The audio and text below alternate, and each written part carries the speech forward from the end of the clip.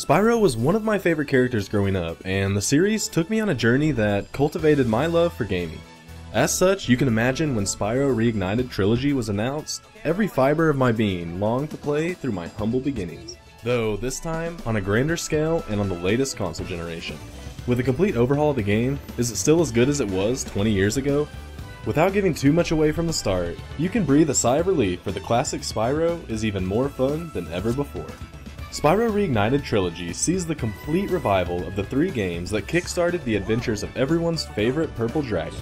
For all of you who are uninitiated, Spyro is a relatively linear, story-driven platformer that sees a young purple dragon with the fate of the world on his shoulders and his trusty sidekick Sparks kicking ass and taking names.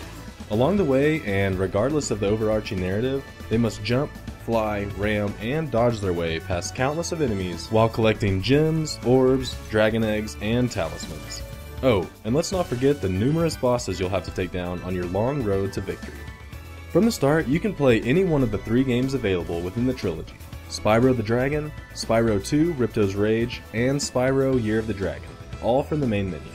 Each different in premise, yet familiar in style and gameplay, you'll find yourself in some far-off worlds battling against the evil villains who hope to see the downfall of the dragon species.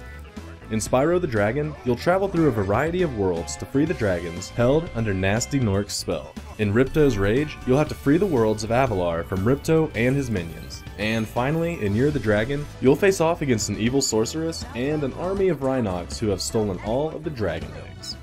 If you start from the beginning of the first and play as they were originally released, you can really see the progression of Spyro as the challenges and puzzles along the way require more patience and a little more work in the second and third titles than they did in the first.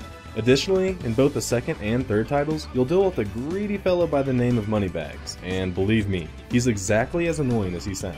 There's even a couple parallels to real life, like paying money to cross a bridge. At the very least, however, you get to learn how to climb and swim in Ripto's Rage, so long as you have enough money to do so. Just when you start to think that the gameplay is becoming too much of the same time and again, Spyro Year of the Dragon introduces 4 playable characters, including Sheila the Kangaroo and Sergeant Bird the Penguin, adding a whole new layer to the game. Instead of breathing fire and ramming your enemies into oblivion, you'll have to make use of each of the characters' unique talents, such as Sheila's Kangaroo Kick. Sure, you might be able to get through the game without their help, though you won't be able to achieve a perfect level rating without it, and the third title definitely isn't as fun without them. Toys for Bob and Activision have done an amazing job revamping all 3 games included in Spyro Reignited Trilogy. So well, in fact, that I'd be more inclined to call this a remake instead of a simple remaster. The controls are smooth, the visuals are crisp, and even the soundtrack will have you bebopping along. It's clear from the get-go that everything in this game is set to draw you in bit by bit. It's not hard to tell that Toys for Bob worked on the game from the ground up, showing not only the graphics a little TLC, but also the upbeat soundtrack and voice acting. Spyro is more sassy than ever before, and all of the characters sound exactly as they should, without any awful or cringeworthy moments to be found. With that said, the only thing that does get just a little irritating the more you play is the repetition from the NPCs about the controls. Though a short walkthrough might be helpful in each game, by the time you've completed one world, you're sure to have a good handle on the controls without any gentle reminders. Now, while the gameplay is nothing short of fun, the controls are easy and the visuals have been buffed to the max. The camera movement throughout the entire trilogy simply fails to meet the same standards set by the rest of the game. At times, the camera angle is frustrating, leading to enemies getting a hit on you or even worse, diving headfirst down a cliff to your death. Usually the time when this comes into play is when you're trying to swim underwater or you're charging at an enemy, miss, and then have to turn around. At this point, you might as well just take a second to recenter the camera because otherwise you'll be running in circles around it. Though I would suggest changing the view from passive mode to active mode in your game settings, this only makes this issue a little bit less annoying.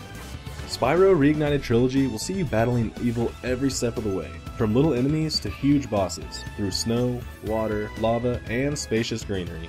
And through it all, it keeps its charm. It's chock full of short side missions and puzzles, as well as witty banter that will keep you intrigued the entire time. Whether it's gathering gems, collecting orbs, or freeing dragons, you'll have more than your fair share of fun playing Spyro Reignited Trilogy. If you were expecting a bunch of new content included in the revamp, you might be slightly disappointed. Yet, if this is all brand new and shiny to you, it's more than worth its $40 price tag. Featuring 100 levels and 400 characters, this is a hefty game all on its own without any additional game components added to the mix. Though I would have loved the addition of a little arena to battle against friends, Spyro vs Spyro style, to see who could gather the most gems, orbs, etc. in a limited amount of time in a special world like Ocean Speedway, I'm definitely not disappointed that Toys for Bob stayed true to what made Spyro so much fun in the first place. After all, this entire game is a nostalgia trip if I've ever been on one. At the end of the day, even if you were someone who played it 20 years ago, there is still something completely satisfying about playing this revamped ode to the classic Spyro, all this time later, and that's definitely something worth saying. But what are your thoughts on the Spyro Reignited Trilogy? Will you be playing them in release order, or hopping around to just your favorite one? Let us know in the comments below, and as always, stay tuned to COGconnected for all your video game needs.